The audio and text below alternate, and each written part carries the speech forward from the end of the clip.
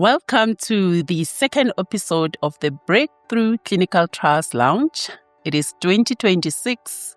Have you guys watched the first episode of the Breakthrough Clinical Trials Lounge, which we put up there in December? We had so many people interested on what we're presenting. But let me remind you, I'm your host, Dr. Breakthrough, Nyeleti Bicky Mthombeni, your chosen voice for Africa's clinical trials community. Do you remember what is clinical trials? I'm so interested to get feedback from you. So go into the comment section, put your comments and tell us what you learned from the last episode and what you want us to present in the coming episodes. Together, we embark on a journey to amplify Africa's clinical trials story, unveiling the continent's expertise. Who are those experts that we're unveiling in Africa? We're also educating, inspiring, and ensuring Africa's vital contributions are seen globally when it comes to clinical research. So, let's go back just to remind you, because it's quite heavy what we're trying to do here, what we're trying to communicate, especially to those that are less knowledgeable when it comes to clinical trials. Let's go back to what clinical trials are about. These are research studies that are conducted using human participants by researchers, and they happen all around the world to generate data. And the data we're talking about is information that confirms whether the drug works. And a drug in this regard, I'm talking about a product, a medicinal product, or even a medical device. So those trials are conducted by researchers in different research centers, and they are funded by multiple organizations. And we're going to talk about that. So in this podcast of ours, we are addressing 3 different categories of individuals. As a reminder from our first episode, those that are less knowledgeable when it comes to clinical trials. I'm thinking by now, from what we covered from the first episode, many of you now understand the importance of clinical trials, and many of you now want to know more, because we are all concerned about this, because at the end of the day, we are all the end users when it comes to medicines that are being made, medicines that are being put up in the pharmacy, medicines that we find in different hospitals when we get sick.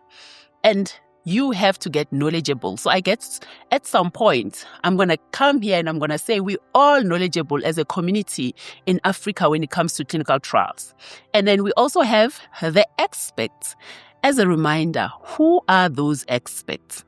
Do you still remember, as I covered in the first episode, I talked about the regulators, for example, the Food and Drug Administration, if it was in the United States. If it was in South Africa, we'll call it SAPRA, the South African Health Product Regulatory Authority. If we were in Zambia, we'll call it ZAMBRA.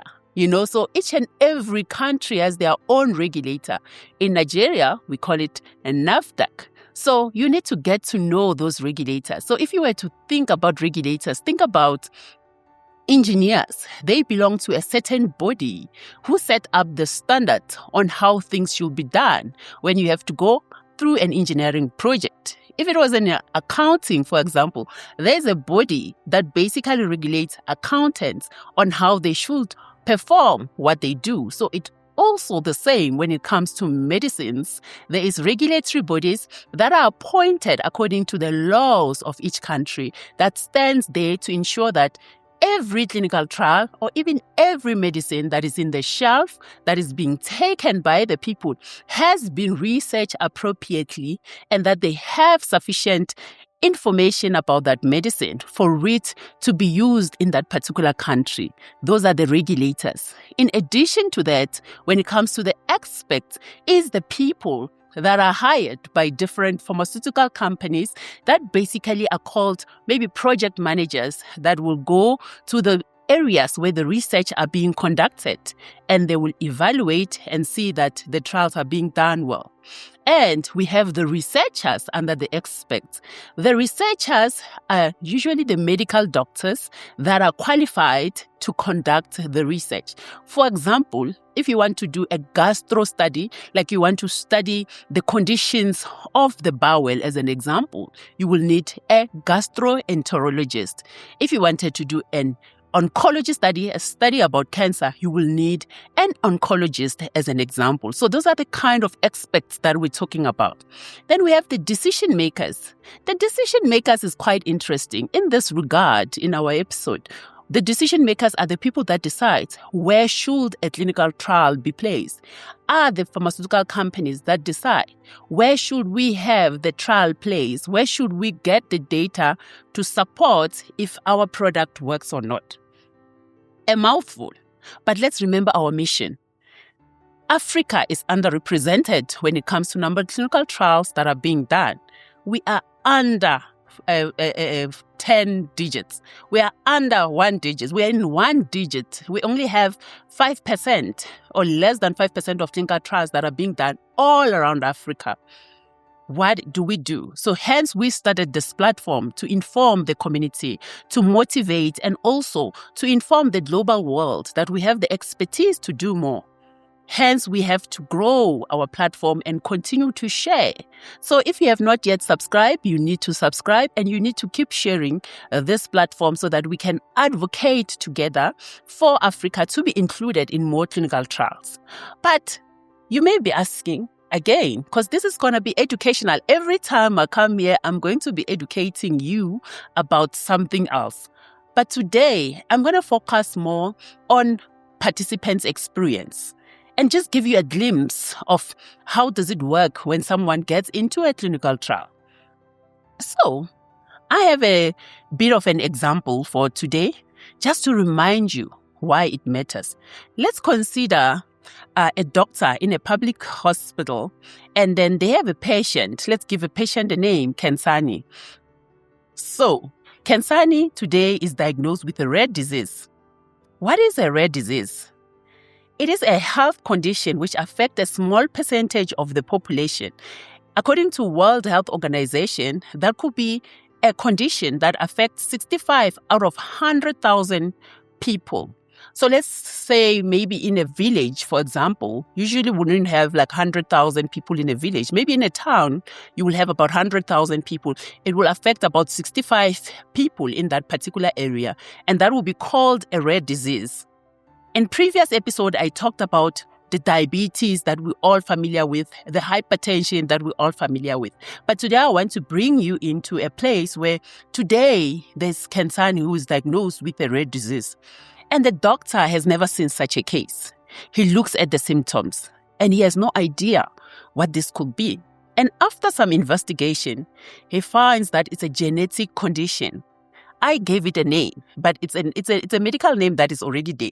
It's called Duchenne muscular dystrophy, as an example. We're going to call it DMD, for example. So the symptoms of this condition may include difficulty in walking, running, jumping, and most of children with this kind of condition, they end up on a wheelchair at the age of 12. So as a doctor today, you're not a researcher, then you encounter such a challenge. How do you move ahead? And maybe you're not even a doctor, you are a nurse at a clinic.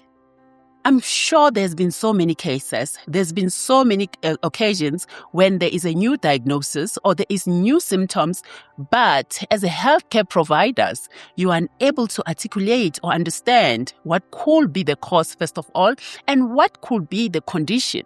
So that's why when it comes to medical conditions, there's always endless research to understand what is happening.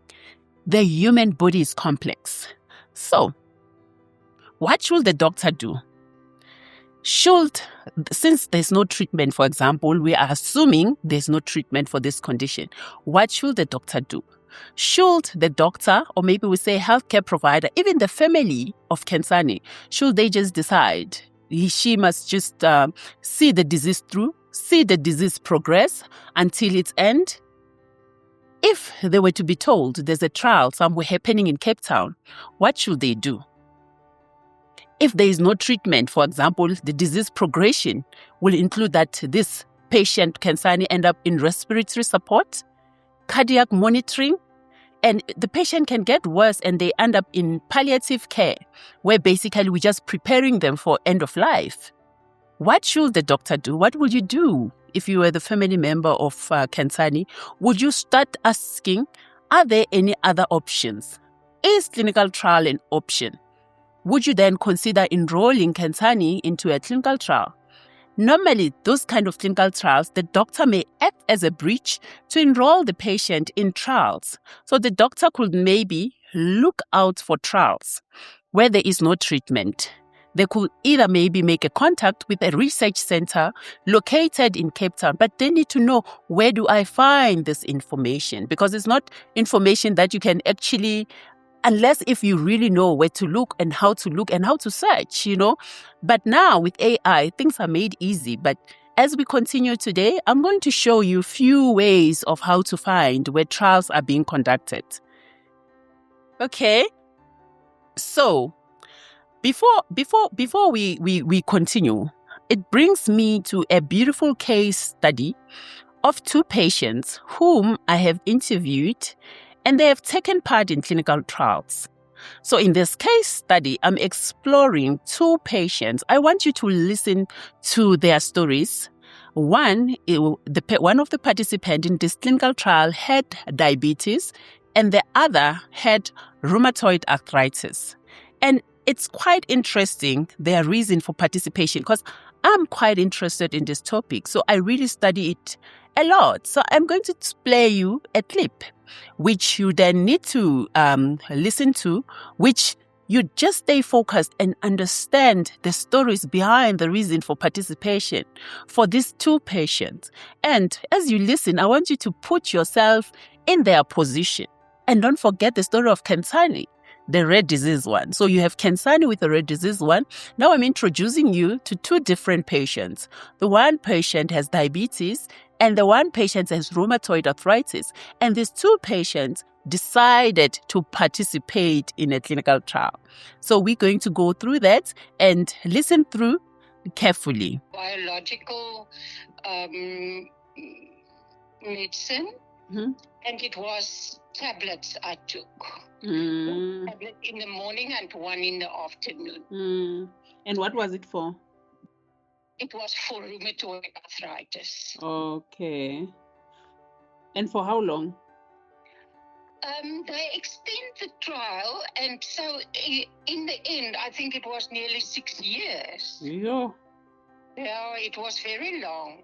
I was very privileged to have it by that time, because the illness was really not nice, and it helped. It helped me so much. I couldn't believe it.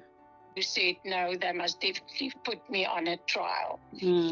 So yes, and from there on, as I told you, it was quite a long time I was with them. And I must say, I was feeling so good, because I knew these people are so good and they care for me and do everything to make the arthritis in remission. So yeah, it was really very nice for me. It was a very big disappointment when they said, no, they must stop it. And what was the reason that made you choose to participate? Oh, I don't know. I've been a patient for many years. I think over 20 years or so. And he's been treating me for my diabetes and all that. And sometimes when I think also another thing is I filled in a form, or not a form, but like on a computer, something crops up and they say, would you like to be a patient? You know, when they send you an email, would you like to be a patient for future studies and research and all that stuff? So I say, okay, fine, yes. And I think from that they picked it up and they probably communicate with me to be a suitable patient. Okay. And I suppose that's why he probably nominated me as being one of the patients for this particular study. But from your side, did you understand it's a trial, and did you what made you at least say, okay, I'm doing it? No, it's look, I'm of an age, and I've had diabetes for say X number of years, 20, 25 years, 30 years maybe. And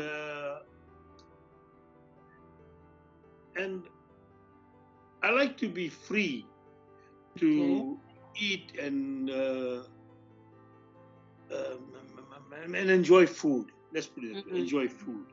And I don't want to be bogged down to say, listen, you can only eat this and you can only eat that and that kind of stuff. And when this proposition, I would like to make you an offer to participate in a research that they're doing. And he explained to me the whole process and what it does and all that sort of things. And previously also, many years ago also, he put me in for one of his studies. And in that also, they very, vague, not to inform me particularly as to what their research is and what their results was and all that sort of thing. What their research was, they explained to me, that's understood. But further than that, the results and all the stuff, I never got to know. But the thing is that what made me participate is that if I take part in this kind of sugar diabetes study or whatever that they're doing, that research may or may not, I don't know, depending on what they come up with and what results they get, what the findings are, it may in the future help, say, somebody else with a similar problem like mine. So that's my main reason for participating in this kind of research. Yeah. I mean, I could have refused. I mean, there's nothing stopping me from saying, hey, no, I'm not interested. You understand? But I feel that no, if research like this is going on, these guys are only doing it for the betterment of the general public who are carefree and want to do what they want to do in their life. Providing it doesn't cause any harm or anything like that, it's fine. I'm happy with it. And that's my main reason for participating in this particular event. To say, okay, fine, let's learn something. Both of us can learn. Myself, I will get some sort of experience, whether it's good or bad or whatever it is, we'll see. And on the other hand, with the company itself who sponsored this research, they will get something to learn from and practice it on somebody else, or maybe practice it in producing better medicines or whatever. That's the main reason. That's great. So how was that? So now, with participant number one, the participant number one is a 60-year-old, a young lady that decided to participate in clinical trial. It's a rheumatoid arthritis trial. So I need to send a disclaimer to you. For me to be able to share this data, I had consent from these patients that I recorded as part of my study to understand the experience of clinical trial participants before the trial and after the trial. So I'm just sharing you a snippet at this point that just focuses on the reason to participate. So the rheumatoid arthritis patient, for example, she even said she considered it as a privilege. Do you think it's a privilege? Her story tells us that prior to being in a trial, she was facing a lot of difficulties, even though she had access to treatment. Because, for example, at the country where she was enrolled, there is access to treatment when it comes to rheumatoid arthritis. It is a standard treatment, but however, it was not working for the patient. And she decided to sign up for the clinical trial. And you've heard that she had great experience. She's explaining how her life changed. She could be able to lead a productive life. And this patient also shared the experience later on their knowledge of adverse events. I think this is one thing that you need to get involved, get to know more, and understand the reason behind participation.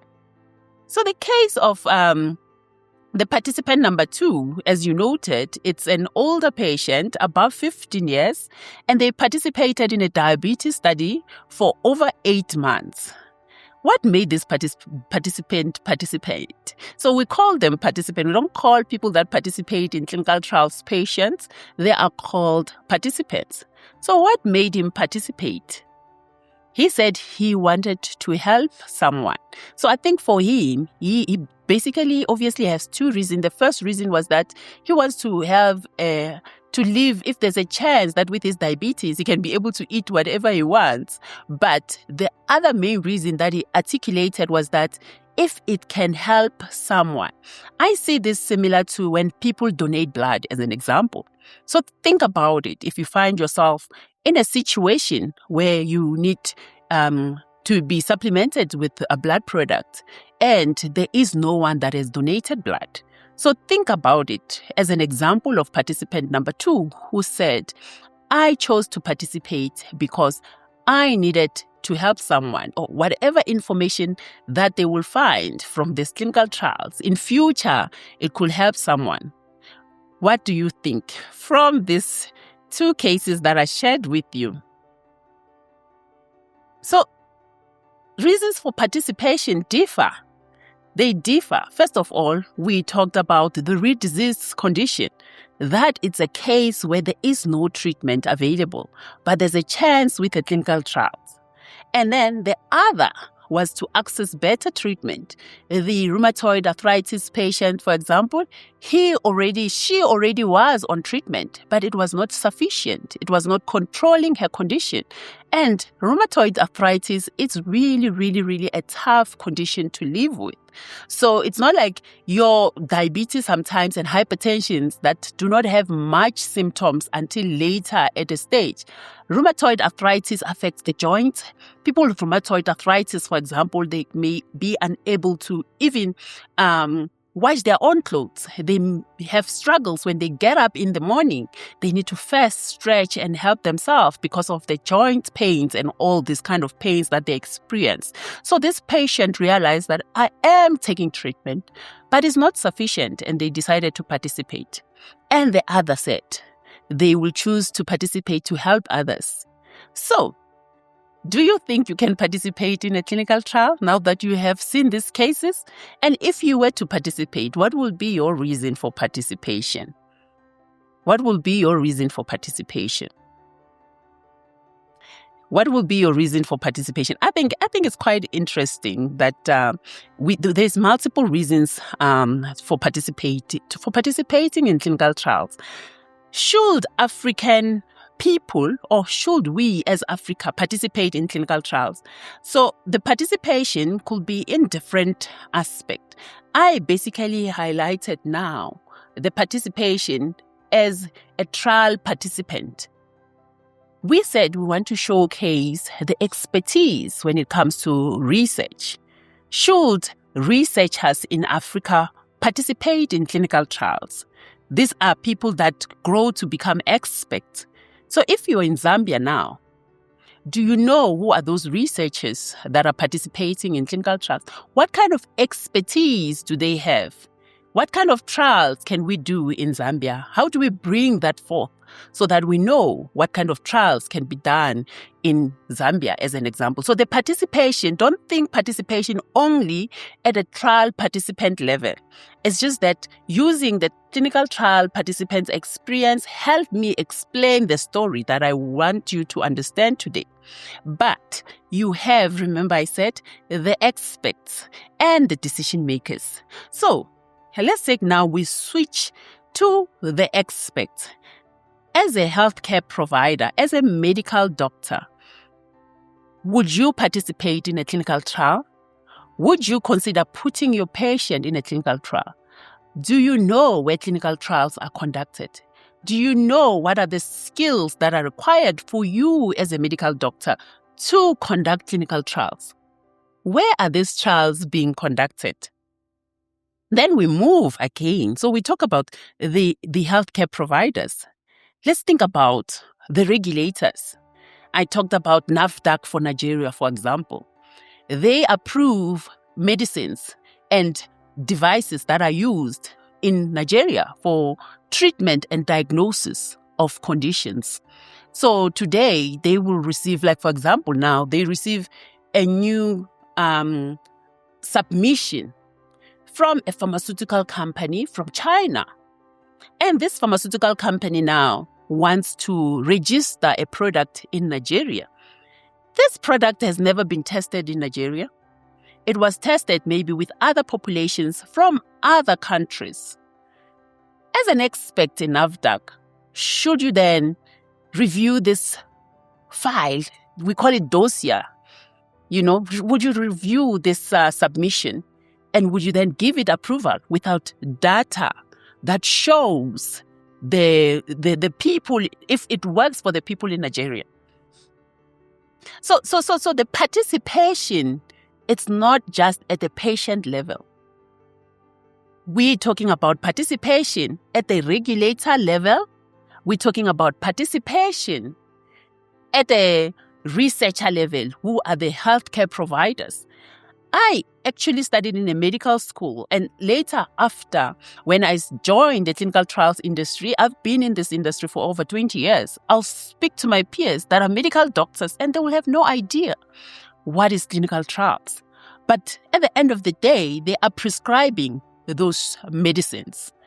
Should doctors know more about clinical trials? Is it something that needs to be included and studied as part of their curriculum?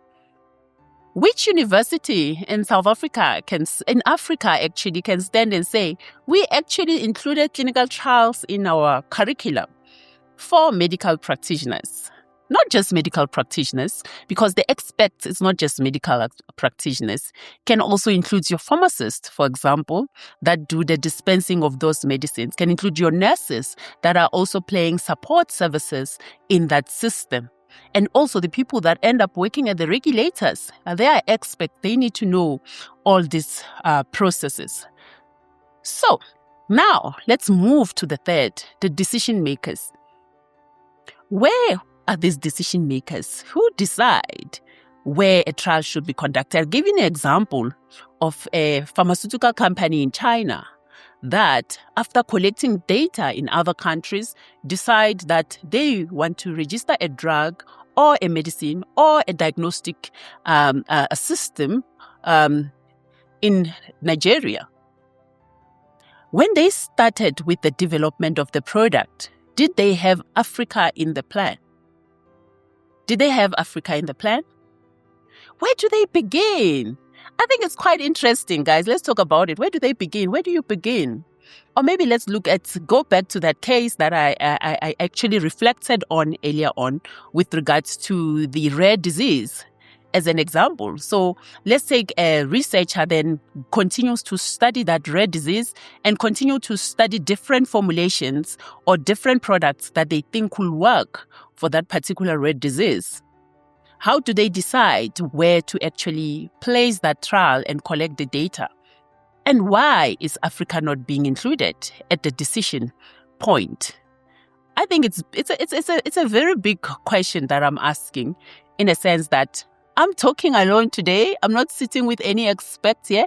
I'm not sitting with any decision maker, but we're going to have the decision makers at some point come and join us and be able to answer the question. Should we be doing more trials in Africa? I also have another case as an example here. Let's think of an oncology clinical trial.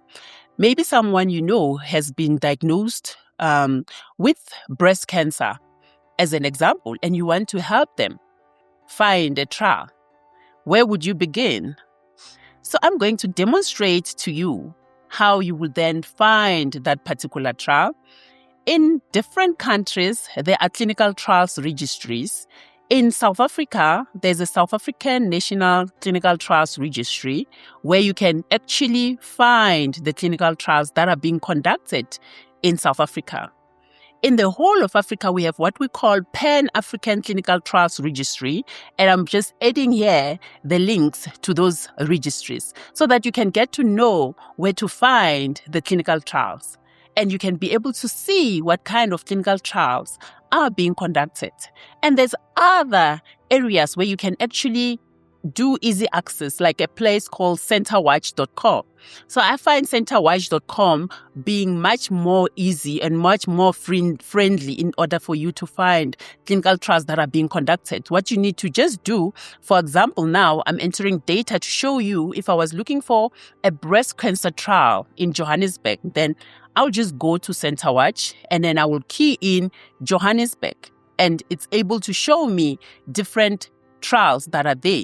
So from that particular point, you're able to go into that trial and be able to make contact with the researchers that are conducting that trial. And you are able to go through a process. So what is that process? Once you decided you want to get into a trial, what is that process? So from the participant's point of view, their process, first of all, they will need to ensure that you understand what the clinical trial is about and what is being studied. What are the risks of you participating in a clinical trial? Because remember, at the end of the day, it's all research. It's not yet known what might come out of it. So as researchers, we usually have an objective based on what we've seen.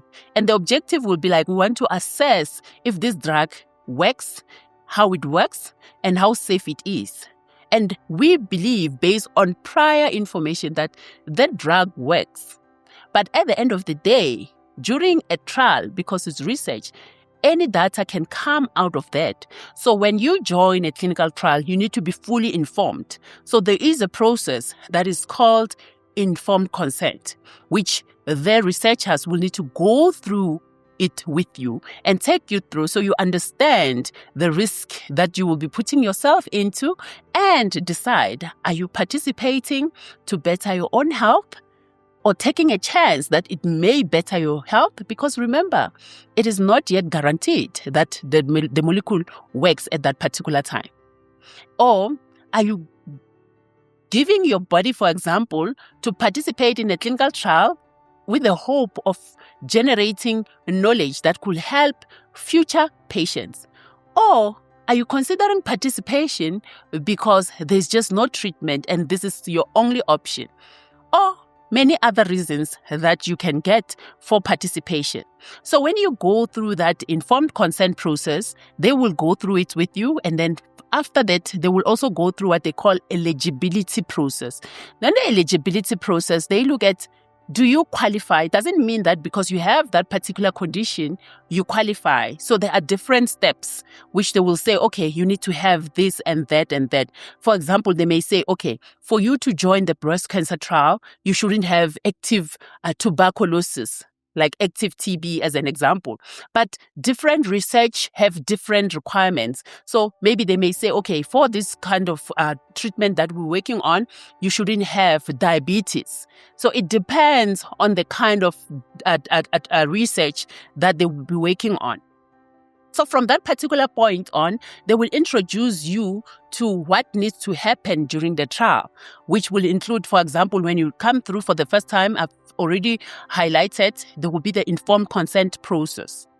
And then there will be activities that they will need to do, like drawing your blood, and they will explain to you how much blood they will draw, how often they will draw that blood, and when they draw the blood, where will the drug go for it being analyzed, and when the results come out, how often would you be notified of the results that come out from those results? And then they will take that information and they will tell you how they're going to compile it at the end to create a report. Because like I said, clinical trials are usually multi-centered. Big clinical trials are multi-centered. When we say multi-centered, it means, and multi-country, it means there will be multiple countries that are participating in those clinical trials. There will be multiple research centers that are participating in clinical trials.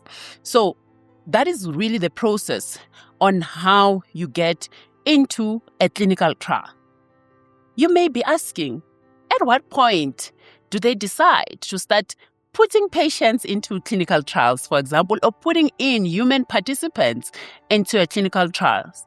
So in clinical trials, there are different phases. There's what we call phase 1, and there's what we call phase 2, and then there's phase 3. So before we even move to trials that we do in humans, we do what the discovery process. It starts with the discovery process where, for example, a scientist, for example, from a biotechnology company or pharmaceutical company or at a university, they can discover a particular molecule. We're going back to that rare disease case that I told you about. So you must stay with the story. So if we go back to that rare disease case, let's say now they're doing that clinical trial in Cape Town for that rare disease trial or rare disease condition. So before they actually do that clinical trial, they will have gone through what happens at the laboratory level. At the laboratory level, this is where they study what is it contained. What is it that makes it work? What is it that is there? If you go back to your biology, you go back to your periodic table when it talks about atoms and elements and compounds. I know people that understand science will even explain it even better. But in that particular point, the products are all made up of different compounds that are formed because of different combination of atoms, as an example. So they will look at those and say, okay, what is it that makes it work? What is it that makes this a possible agent that can act against the rare disease? For example, maybe that rare disease, for example, like we said, it causes muscle weakening. So let's say, for example, they start looking at that and say, okay, what is it that this is contained that can make that, can restore the muscles, for example? So from that particular element, they start studying what is contained there. They get to understand what is the makeup at the laboratory level. And after the laboratory level, they decide, okay, we think we got enough information. Maybe let's now do animal studies. So in animal studies, for example, they will go and introduce this into scientific animals. There are animals that are used in research, and they have to go through an ethical process to use those animals. It doesn't mean that because they are animals, they also need to be taken advantage of. There are processes that are also followed when it comes to using animals in research. They will start with little animals like your mice. They will start with rats. There's lab rats that are used in order to see what happens, for example, if this particular product is injected into an animal. How do they respond? How do their liver respond, as an example? How do their kidney respond, as an example? Does it affect their kidneys, as an example? So from that particular point, they will gather the information. At every point, they will be gathering the information, and they will start seeing, okay, actually, this is not, it can progress to the next step based on the safety data that they're getting. Then from that particular point, they will move to animals that may be similar to humans, and then they continue more animal experiments. Only after that, they will move to what is called phase 1 trials. The phase 1 trials, they are called first-in-human trials. And in first-in-human trials, we introduce the product or the medicine for the first time. And those are usually done in highly regulated areas, in areas like ICU kind of a setup, depending on the kind of medication. And there will be different expertise or different experts that are actually looking after those participants. And from phase 1, we move to phase 2. And throughout the different steps of clinical trials conduct, there is data that is being gathered that is going to be provided to the regulators to make decisions. Should this trial progress to phase 2? Should this trial progress to phase 3? So, I think it's a mouthful that I've just included now, introducing you to the different spaces of a trial, because I just felt like people may say, why are they just starting testing on us? How do they know? How do they know? Is it safe? What if I'm putting myself at risk? There's always a level of caution that is being taken, because everyone that works in the a system, they have to abide by the rules that are in the system. So I think we said a mouthful for today, but just to just to take it back a little bit, remember, it's an ecosystem. It will not work without one particular element of it. It will not work without the community. People that are in Africa needs to be engaged when it comes to clinical trials. We need to advocate for clinical trials. It will not work without the researchers, which I talked about, which are the doctors, the healthcare providers, the nurses, the pharmacists that are working to generate that data that work directly with the patients. It will not work without the regulators. The regulators are the SAPRAs that I talk about, the NAFDAC, the SAMRA that I talk about. They review, for example, for each and every trial that is to be conducted in a particular country, they look at it and say, does this make sense scientifically? Is it viable? Is it necessary? Is it responsive to the needs of that particular country? Then we have other bodies which are also part of regulators, but they are ethical bodies.